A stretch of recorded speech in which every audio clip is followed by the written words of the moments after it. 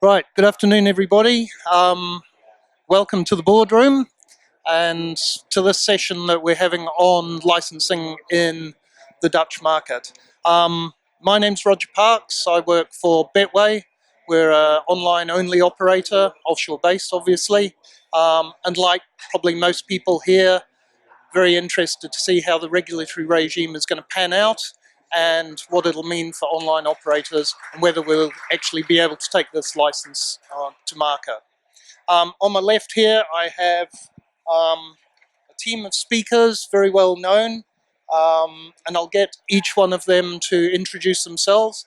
But to my left, I've got Peter Paul de Goeij, who's the MD of Speel Varantwoord, doing my best in Dutch, which is the online gaming association here in the Netherlands. Justin Franssen, perhaps needs no introduction, but a well-known lawyer, law firm, and partner in Kalff, Katz, and Franssen. To his left, we have Janny Wierda, who is VP of Security and Responsible Gambling at Holland Casinos. And last but not least, Eric Alders, chairman of GVH Gaming and Entertainment, privately owned arcade and casino operator here in the Netherlands also. So yeah, please, if I can just get each one of you to say who you are, about the operation that you're running at the moment, and how it will affect you if a licensing regime does come into force. Thanks, Roger. Congratulations on your Dutch pronunciation. It's fantastic. Like Roger already said, my name is Peter Paul de Goeij. I represent trade association Speel Varantwoord, which means play responsibly. We have a number of participants at Speel Varantwoord from the online gambling industry throughout Europe. And all of them hope to be eligible to get a license when the market opens. And I'm also a consultant in online gambling and lottery. And I have a background in telecommunications regulations. Thank you, Peter Paul. Justin Franssen, partner at Kalff, Katz and Franssen, as Roger just said. The licensing, what it means for us as a firm, I guess it's maybe it's a personal victory. We've been we've been around for close to 2 decades, fighting for a regulated market. So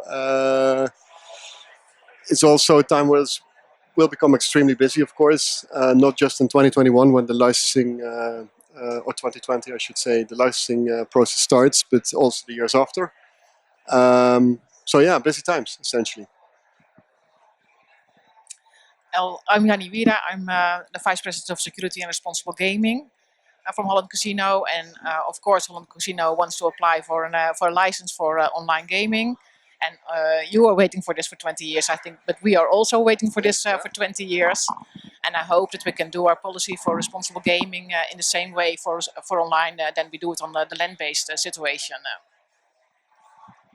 Okay, my name is Eric Alders. I run JVH Gaming, which is a land-based business.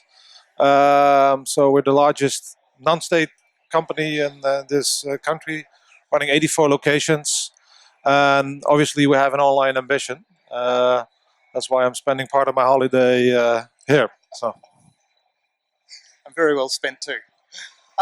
Okay, so let's get into it. Justin, you mentioned 20 years, possibly a personal ambition that's being met here. But is it a false dawn or is it a real dawn? How do you see it? I've been wrong many times in my predictions over the last couple of years, I have to admit. So I'm not going to go into that in too much detail. But I mean, we now have we have an act. I mean, it's passed on the 19th of February. That's a fact. It can't be overturned, right? We're now obviously awaiting. There's a whole bunch of things we're waiting for. First and foremost, the secondary regulation. We're waiting for the ministerial regulation to be issued by the Ministry of Justice. This should be a matter of weeks. That lower regulation is going to be put out for a public consultation. So you'll have about 6 weeks to respond to the draft lower regulation. I think it's important it happens. It's not a ritual dance. We have seen in the past that the ministry takes industry comments very seriously and at times changes legislation if the comments make sense. So I would welcome everyone to chip in if you're interested in the Dutch market. So lower regulation to come out. Of course, there's some other formal steps that needs to be taken. The legislation needs to be, or the lower regs needs to pass the Council of State. There is of course the European Commission that needs to give the nod, so to speak. But all in all, the licenses could be applied for in principle. That is on the 1st of July of next year. And then we'll see a 6-month period before the gambling authority could, in principle, issue those licenses. So theoretically, all things staying equal, we could see the first licenses to go live on the 1st of January 2021, and I think the first batch of licensees will be mainly the incumbents, so the likes of Holland Casino and GVH Gaming and a bunch of others. Surely some international operators, some of them who've never entered the Dutch market at all. So they are squeaky clean and could enter the market like that. And then there is you could say a category which it's more complicated, and I'm sure we'll talk about it a bit more in detail. And we saw the communication on Friday of the Gambling Authority on the 24-month cooling off period and all that. I mean, there are some operators who may be discontinued being active on the market before, let's say, the 1st of July of this year, and hence are able to also apply on the 1st of July of next year. So yeah, that's roughly, I think, what I want to say about it right now. But there's a lot more to discuss, I guess. And for you as a trade body and for yourselves as operators, are you similarly optimistic that it's all full steam ahead? A little bit optimistic because we are waiting for the lower legislation, and it's promised us for months already that it should be here. But last week they promised us to have it in 2 weeks before summer. It was the first thing, and also I'm a little bit pessimistic about the period that KSA is going to take for the control of the licenses, because they took only for half a year, and when you have 180 applications or something like that. It will cost a lot of time, I think. So I'm a little bit optimistic, but it's all in a, how do you say it? It's a very hard period to get everything fixed before 2021.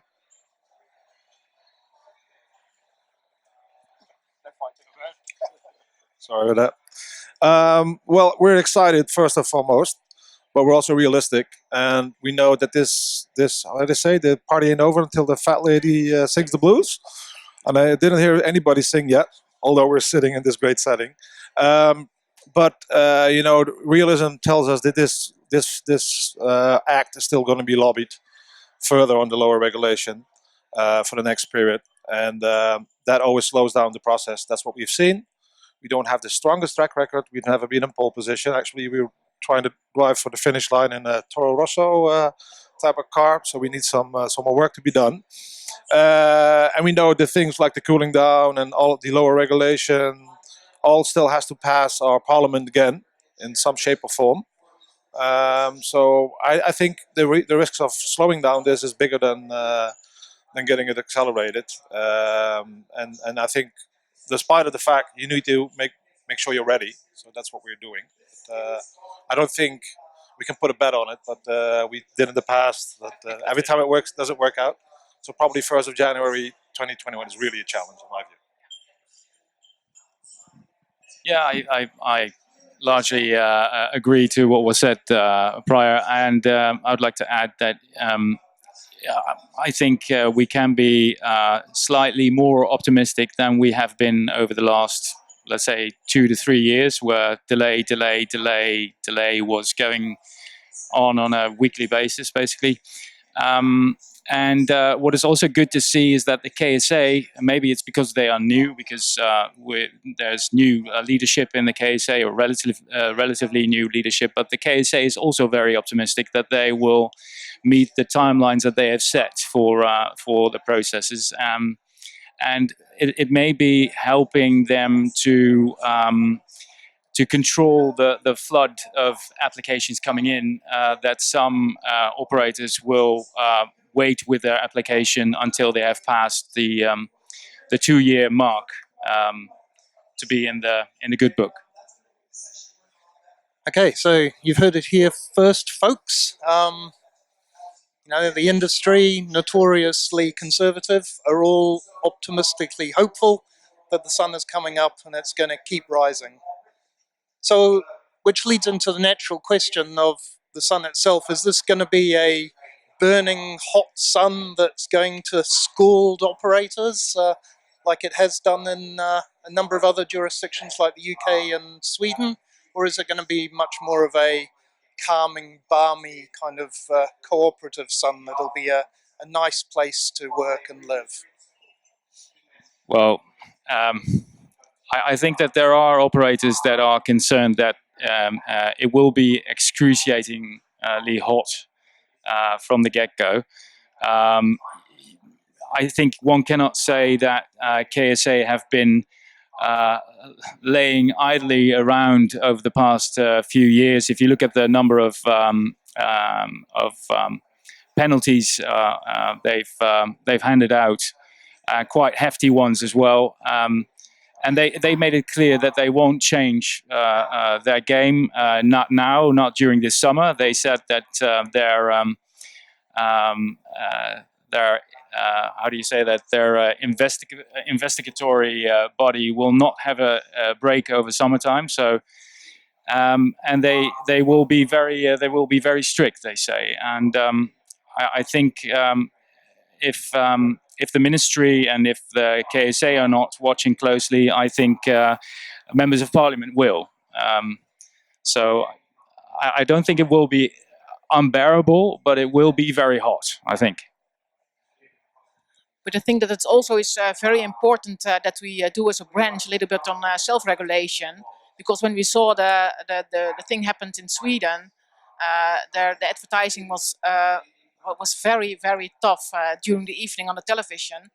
And I think that that harmed the branch, also the land-based industry.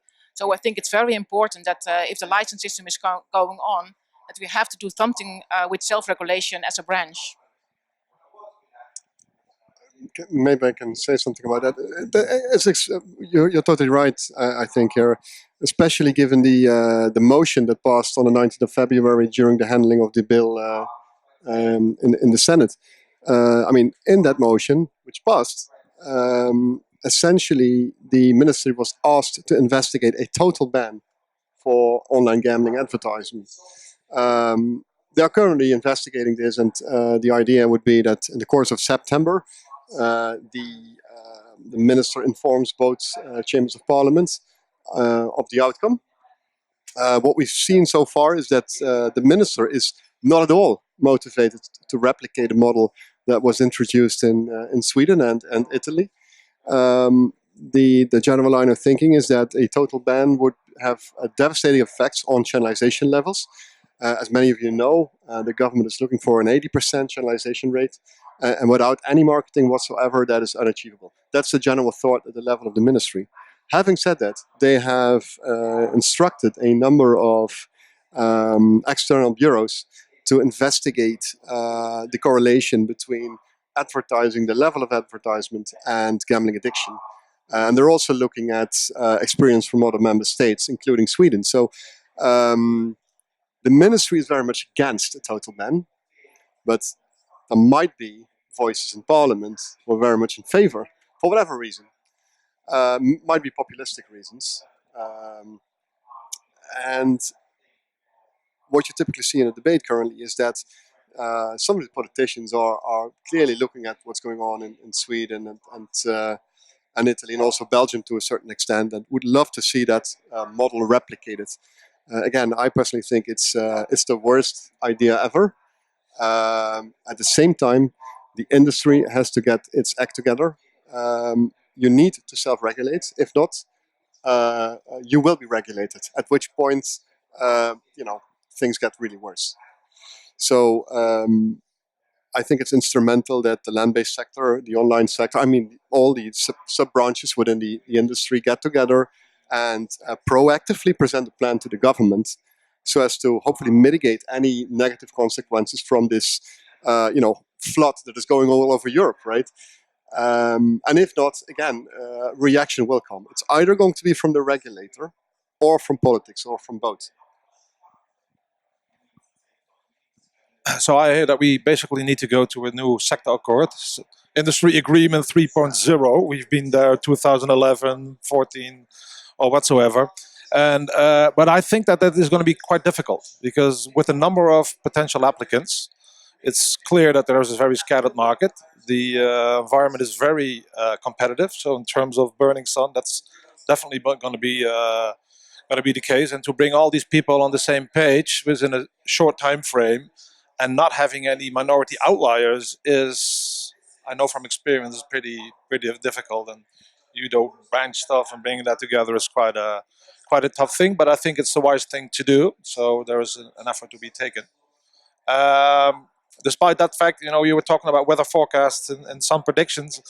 Maybe I did realize that basically for a lot of your members, the sun is actually setting to a certain degree because the nice days are over. Because you have to pay taxes now and there are rules and all of that. So I thought, well, I'm not sure whether the sun is going to be that hot. It's probably going to be a bit cold, all the competition and stuff. If I can respond to that, the good thing about the sun is it goes down, but it comes up again in the morning. So it will be warm, I'm sure. And I'm also sure that the companies that are in Speel Varantwoord do pay their due taxes everywhere it's required. But I'd like to add something to what Janny said. And I absolutely agree. I think the industry needs to pick up the glove and come to a system of voluntary advertising volume control. Because if we don't deal with this issue head on before the market opens, I'm absolutely sure, like Justin said, that the ministry is forced to step in by Parliament, and we will end up with a situation where we cannot advertise at all. And I would like to, extend an invitation to the land-based industry to come to the table.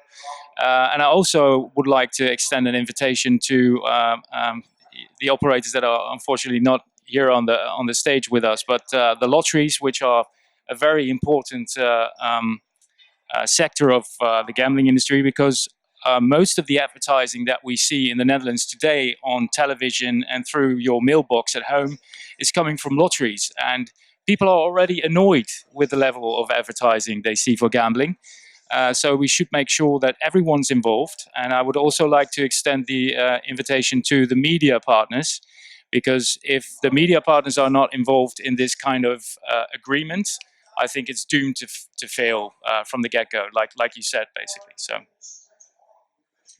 Okay, thanks. I think we'll probably raise the risks that operators will have on the basis that they have a successful application and a license, and the things that they're going to have to look at. So if we go back to one stage and the application itself, we've had some guidance that's come out from the KSA about who is eligible, what sort of things will stop you from being eligible, for how long. There's some guidance around responsible gambling and AML. We're going to do a little bit more interactive here, if we may. I'm going to ask Justin to outline the application process and the kind of the guidance and the knowledge that we have so far from the KSA about actually applying and what the rules and the time periods are. And then we're going to throw it open to questions from the audience here before we move on. Okay, so hopefully we can have it as interactive as possible. Please ask as many questions as you can. So, over to you, Justin. Thank you, Roger. I guess you're referring to mostly the communication that came out on Friday of the Gambling Authority, and I'm sure many of you have read about this in the press on gaming intelligence or gambling compliance. Essentially, it's the interpretation of the Gambling Authority of the motion postuma. The motion postuma, which indeed passed the Senate, and calls for a 2-year exclusion, you could say, of those operators who have been active on the market. And essentially, the political deal, because that's what it is, that came out was those operators who are, whilst they are technically illegal, just remain passively available, which means no Dutch language websites, no .nl extension, no radio, television, and print media campaigns, and no affiliate marketing, I should add, and some other requirements. In principle, those operators could apply on the 1st of July of next year. If that term is going to be made, we don't know. And if not, you have to sit on your hands, you could say. That's the cooling off period. And this rule is a draft rule, but it applies until the 1st of July 2021 in principle. So it's seen by the Gambling Authority as a sort of a grace period. So technically you're illegal, whether you're actively marketing in the Netherlands or whether you're passively available. From a legal perspective, it doesn't really matter. But they will, well, in a way, allow you to continue to operate whilst technically illegal, but only under the conditions laid down in these rules as were published on Friday. And yeah, if you wait, let's say if you discontinue your services later, so if you, let's say, stop using Ideal, with a typical Dutch payment instrument later, then you can only enter the market later. So the whole idea of a Big Bang market opening, as was suggested back in time by Mario Appelman, the former CEO of the Gambling Authority, that's out of the door. You will see a whole bunch of operators who are not going to apply all at the same time, but depending on when they discontinued their active marketing on the Dutch market, they will apply. So we have people applying in let's say the first batch starts in the 1st of July, and you will have a batch in August and September and so forth. Well, for some operators it's very beneficial, I would say.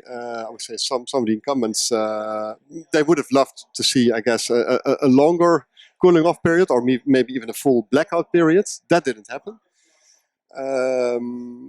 It gives incumbents, but also those who haven't been on the market at all, a good start, let's put it that way. And those who have been on the market a bit longer or have been a bit more naughty, they have to wait a little bit longer. So that's essentially how the system is going to look like. I think it's rather unique if you look at the rest of Europe. I haven't come across a system where they've gone for the solution we're now seeing in the Netherlands. Whether it's going to work, I don't know.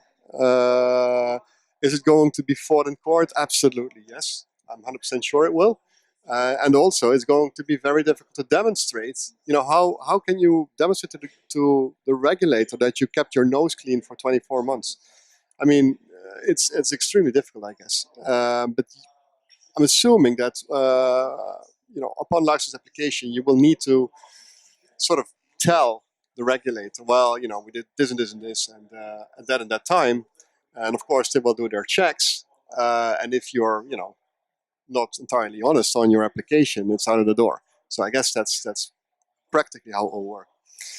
I was hearing from Janny 183 candidates. Well, there were 183 registrations of interest so far.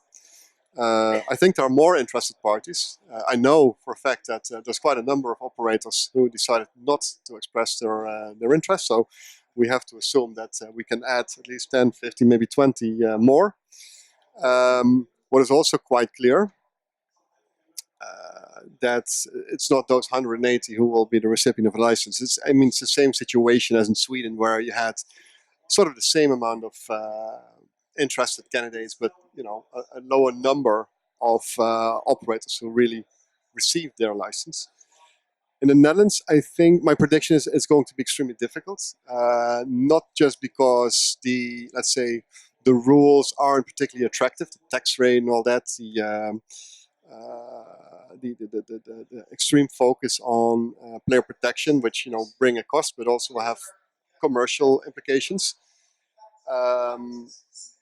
But just to set up the business, the gambling authority has done some calculations. I mean, it's extremely costly just to set up the business. So the smaller to mid-sized companies, I think it's going to be difficult for them to get in. And also, it's more of a hunch feeling. I mean, this is no hard science, but I think at some point, if the gambling authority has the feeling, well, at this stage, we're reaching our channelization goals of, let's say, 80%. That's the political goal, right? Then they might become a bit more, let's say, less lenient in issuing licenses, because the job is done. They have their 80% channelization.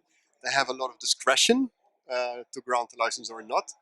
So I think it's essential, if you want to be in the game, to be as quickly as possible. Those are my initial comments. Okay, thanks, Justin. Can we ask the audience, do you have any questions at all about the licensing process, the timeline, the 6 criteria, anything at all? You have an opportunity for free legal advice here. Get it while you can. So anyone in the audience? The meter is running.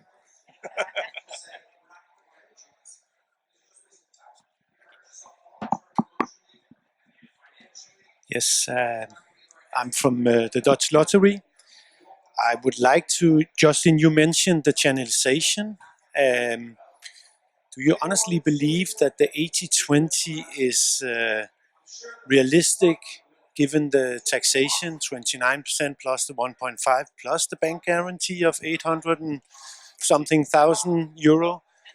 When you look at, for instance, Denmark, where it took, I think, 6-7 years before they reached that, they have 20% taxation and a lot less operators actually active there. As a lawyer, I don't like short answers, but the answer is no. I honestly don't believe it. It is indeed a policy goal. If you look at the explanatory memorandum to the primary legislation and all the discussions in Parliament, they basically, said that if we don't reach that 80% rate within a certain amount of time, we have the ability to adjust, for instance, the tax rate, which will help, to put it mildly. But straightforward answer: no. I'm not very hopeful, given all the whole pile of restrictions and the tax rate is something that we're mostly concerned with. As I'm sure you know, we've had huge discussions back in time to keep the tax levels at a more moderate rate of 20%, but unfortunately, as a result of political piecemealing, they ended up with this, sorry to say, stupid 29%. It's a horrible rate, but they will find out. And I guess it's a matter of time, or I'm hoping it's a matter of time, that they will realize that was the wrong choice. And this may or may not lead to a more moderate tax rate, and hopefully this will also lead to a complete overhaul of the gaming taxation legislation, which is going to be transparent and equal for each and every operator. So this was a lengthy answer to ultimately, right? which does actually lead into another question quite Yeah, nicely. if I can add to that, I think there's still this parliamentary amendment, Lee Vos, and that the tax rate is going to go to 25% over time. But then again, I've been taught that there's no such thing as a temporary tax rise. So, but it's still on the cards, I think. I think the only hard one on this one is going back from 31-ish, where we're now, to 29, hopefully soon, because we're paying that. It's costing us money, and the other thing is sort of more an expectation, a hope, or whatever. Maybe I wanted to add on the bridging the cooling period and the canalization rate, because when you read the draft rules last Friday and you see the arguments around it. The arguments really spun around canalization, like they've been doing for many years, and that's why, basically, in my view, it's a relatively mild regime, right? And I'm wondering whether that's really necessary. I think, to be honest, I think it's a BS type of argumentation, and the reason is that if you just open the market, there are enough people who want to go on that market anyway, so it will figure it out itself. And in a general online market, maybe starts off with 100 players. In the end, it boils down to maybe 10, 20 players in the end. So you can also start with 10, 20 players to get there. And the tax is less of an issue. And the people that are publicly listed, they will refrain from the market anyway. So just another theory around this. But I'm not sure whether cannibalization is really the true underlying convincing argument about this. I'm sorry. And not agree with you, because I think that the player who wants to play online is already online. So the online parties now have a big database with players. So we are happy with the two timeout period. I think because it gives more level playing field. So we are not in the opportunity to make a database with online players, and it is already there. They're not new players. They're players they're playing already online, only on the illegal way. Yeah, I think what you were referring to is called controlled opening. It's basically where you tell the incumbents go on the online market and grab as much market share as you can before any new entrant comes in. And in response to the level playing field argument, that the playing field is unlevel. It's a given. We have a market, an offline gambling market with incumbents that have, in some cases, state protection. They have a monopoly. They are the only ones that can offer this type of game, and they have a position of power over new entrants on a opening online gambling market. We've seen it in Denmark, where Danske Speel has been very successful in grabbing 60% of the online gambling market within the first year. I would say that that is not an ideal opening of a market. But then again, so there's both sides. There's two sides, or maybe more sides, to a level playing field or not. So going back to the point about tax and the high tax rate and the channelization, do you think that with such a high registration of interest, 180 odd operators expressing interest, was that purely from the KSA? Was that just to gain an insight into the level of interest? Was there some other nefarious reason behind it? And has the industry shot itself in the foot by so many people showing an interest, which could be argued that there's tacit agreement of the rules that they put out and the tax rate? What the gambling authority communicated is that they just wanted to gauge interest to make sure that their organization is, let's say, up to speed and ready when when the licensing starts. That's all there is to it. They say. Again, I mean, we'll see a lot less than these 183 operators. That to me is a sure thing, and also experience another jurisdictions demonstrated that you can start. I mean, you could start with 50 or whatever operators, but over time, after 2-3 years, you will have a big shakeout. Some operators will have a market share of what, 0.0. A lot of M&A going on. I mean, it will die out, and you will see slowly and gradually the amount of operators to shrink after a certain amount of time.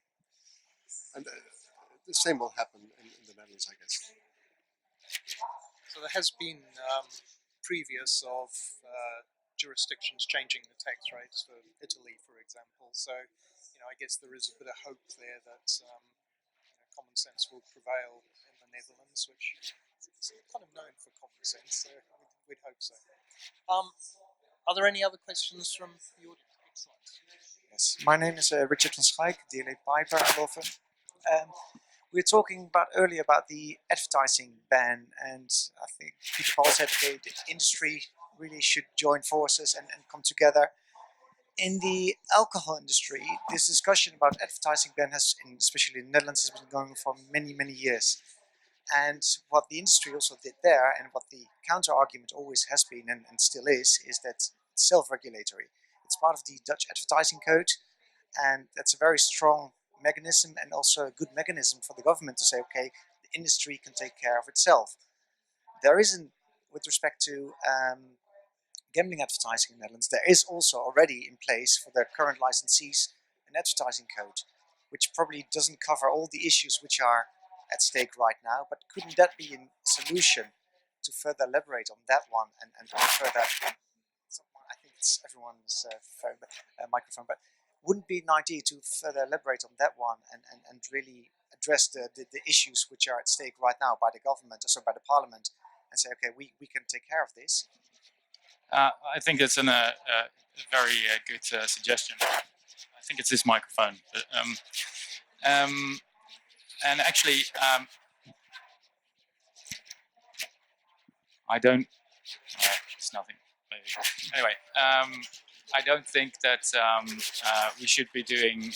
We should be reinventing the wheel. We should use what is already there. And the Stichting Reclamecodecommissie is already involved. As you say, there is a code for Dutch gambling. Sorry?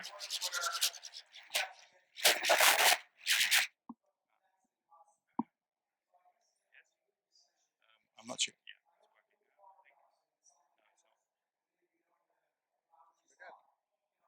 Switch them again. Right. Oh, that sounds a lot better. Yes, we should, of course, use what is already there. And I know that the current, let's say the incumbent operators are already looking at coming up with a code for online gambling. What I would like to say is that I think it's absolutely instrumental that the prospective online gambling operators are part of those discussions. Currently they are not, so you might end up with a code that is not accepted by any of the new entrants. But apart from that, what I really think is important is that there should be a form of volume control.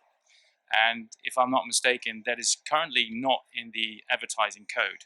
So the advertising code doesn't look at the total volume of advertising. And what I think will be deadly if we don't come up with a system of control, self-regulation, of advertising that Dutch consumers will be confronted with. Because if we don't do it, there will be political rebuke, and it will be nasty, I think. Yeah, and I also think that if there will be some political issues about that it will be more strict than we do it with self-regulation. So I think it's very important to do that. So just focusing on the advertising for the UK, there's a myriad of codes that are applied to the gambling industry. There's the CAP and BCAP codes. There's the CMA. There's the ASA that enforce it. There's the ICO. all of which put particular strains on the marketing and advertising. And of course, there's the watershed period, and it kind of forced advertising into a short period of time. So in terms of stats, the actual advertising for gambling companies wasn't actually that high, but because it was in a much shorter time frame, it seemed like there was a lot more. Having said that, the amount of information that came out from the Gambling Commission studies themselves showed that whilst the amount of advertising had gone up, the recognition by children of gambling companies had actually gone down over the last 5 years. So, regardless of facts, never let that get in the way. There was still this push towards things like removing the call to action, which the industry responded and cut out the bet now, particularly in terms of live markets, and then agreed through the RGA and the industry agreed to the whistle-to-whistle ban, which went way beyond even the ASA's concerns. It was certainly politically driven. Do you see something like that being perhaps brought in a code by the industry, to the extent that the UK has gone?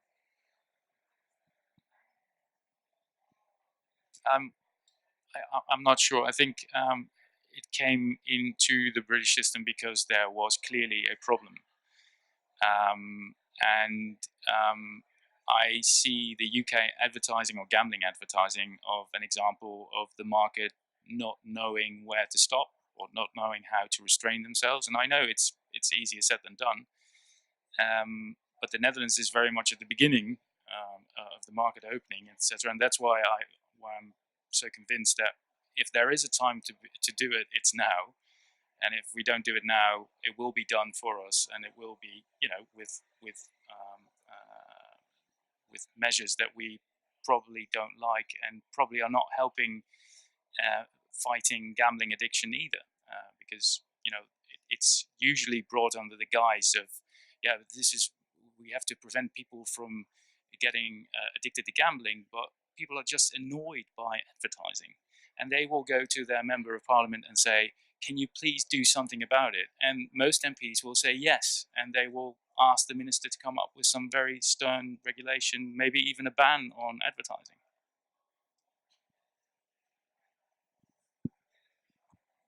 Well, I think it's quite simple. Excessive regulation comes with excessive issues, right? And if you want to prevent excessive issues, I think that's what Peter Paul's saying as well. And we've seen that in UK, we've seen it in Sweden, we've seen it in the land-based environment in Germany with all the Speel. It all goes to an access, and then suddenly somebody has to take the emergency brake. So if we try to avoid that, we just need to do, as I said before, be wise. So a quick question to you two at the end. Sorry, is as far as when the licensing regime kicks off, this is something that you'll both be looking for to apply for a license. Do you have any idea whether it would be for yourselves or working with another party? Do you have any plans for that? And would you then be involved in an online scheme? If you can answer that. Scheme sounds a bit dodgy, right? Doesn't it? Scheme. At least that's my translation.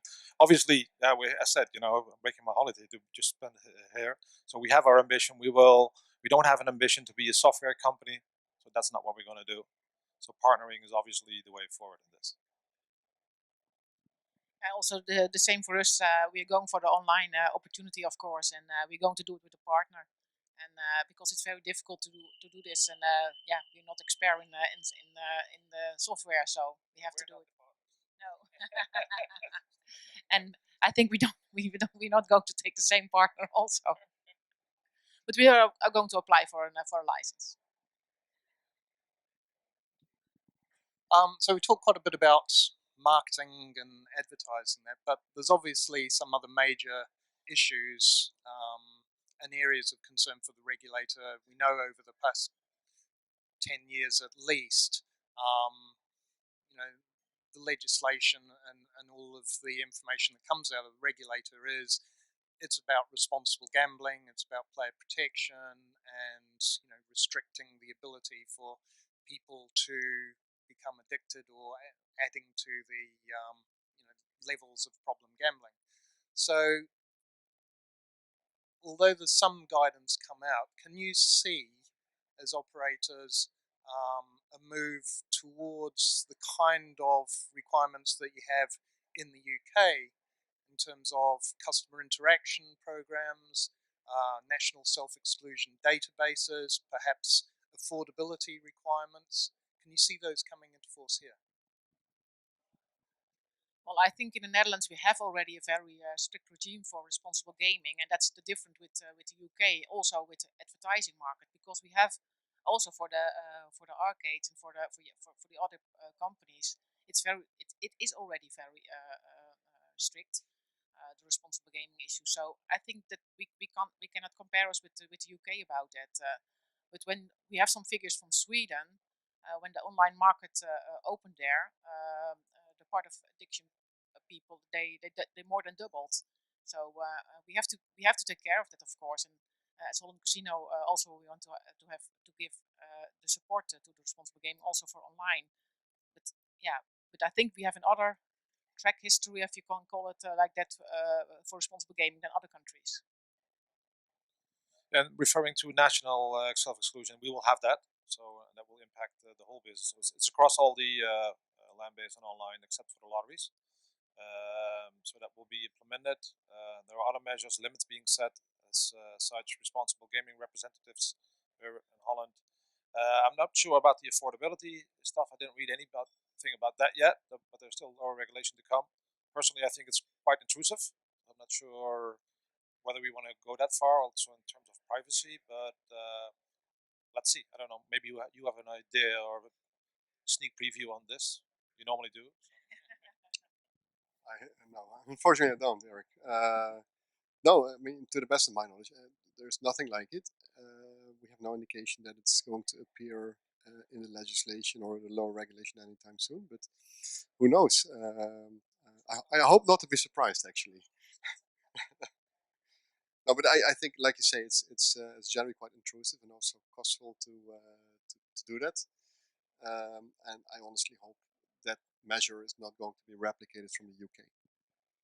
Yeah, but I think maybe some people say, well, it costs you a lot of money, but I think that it's also important that you want to have lifetime value of your customers, and that's when they can stay playing. So in a shorter term, it will cost you a lot of money, but in the longer term, it will help you to survive in this area.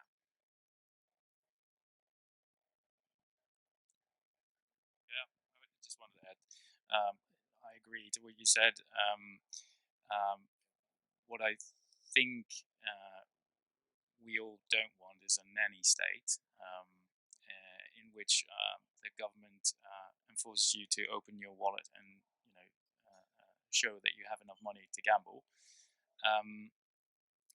Something interesting I noticed in Norway, where Norsk Tipping, who's also online gambling provider, shows you. I think they will start September 1st. Shows you how much you have played over the past month, over the past year, to confront you with your player behavior. They already have the self-exclusion and the limits and all that stuff, but they will add this to it as a service to their customers. And I think that's a very interesting development, something to be looked at, I think, by the industry. Okay, so I guess the other areas that we haven't really touched on that affect the online industry particularly are areas such as GDPR, such as the not just national exclusion database, but a national identity database that you have, say, in Denmark, where you can get information about customers and they have to be passed through that. Do you think that that's something that can be implemented here? I can speak of experience. In a previous life, I used to be director of a lottery, and one of the things that we needed to show to the regulators that we were able to verify the identity of our players before they could partake in the lottery game. A year ago, definitely, it was a lot harder to get a service delivering this kind of verification. This time around, last year, IDIN, which is a provider that uses the banks to verify personal data, had just launched. And our experience as an operator was that many Dutch consumers didn't know what IDIN was, so they dropped off at registration. So they never made it to becoming a live customer, which is very frustrating if you're also unknown as a lottery operator, that they drop off because of the fact that IDIN as a service was not used and unknown. I don't know about the status today. The Nationale Loterij is here as well. They use IDIN, as far as I know. They might have better experience with it now, but and apart from that, you can use micropayments. I think is a solution to verify. But I'm not sure whether there is enough choice already at this moment in time. But then again, the market opens. Yeah, and I think it's very necessary that there is coming more stuff for that, because for the AML and also the online gaming is falling under the AML law. So we need that, because it's your first client due diligence investigation you have to do. So I think it will be it must be very quick open for us to deal with those things. Okay, so it looks like the consensus is that there will be some kind of identity verification, possibly before play, but that it'll be third-party provided as opposed to a government identity service that will have to be run against. Okay, I guess the other thing too is, in terms of betting integrity, it's been raised in a number of jurisdictions, and other jurisdictions are starting to look at setting up sports betting integrity units, the same as there is in the GC. Do you think that will also be an area of concern for the regulator? Anyone? I hate to be talking all the time, but this is an area of concern, at least to a few MPs. And it is also something that Speel Varantwoord, the trade association, is working or cooperating with IBIA, International Betting Integrity Association, on rooting out and stamping out, let's say, how do you say that? Well, it's betting, what do you call it? Breach of play, whatever. You know, people rigging games and stuff like that. But there, currently in the bill, I should still say, there is a hiatus because there is no legal basis for operators to alert the authorities when they see suspicious betting going on. And in order to not breach privacy regulations and laws, you need legal basis to alert the authorities. So that is something that I think we should be looking at as an industry, and also maybe make sure that betting falsification or rigging of sports betting is becoming a separate criminal offense in the Dutch criminal code. I think that would be a great help. Okay, we've just got 2 minutes left.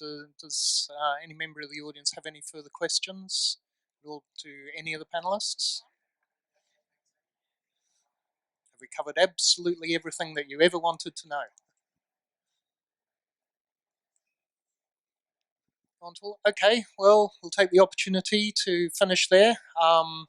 If you join me in the time-honoured fashion of showing our appreciation to the panelists. Yeah, thanks all.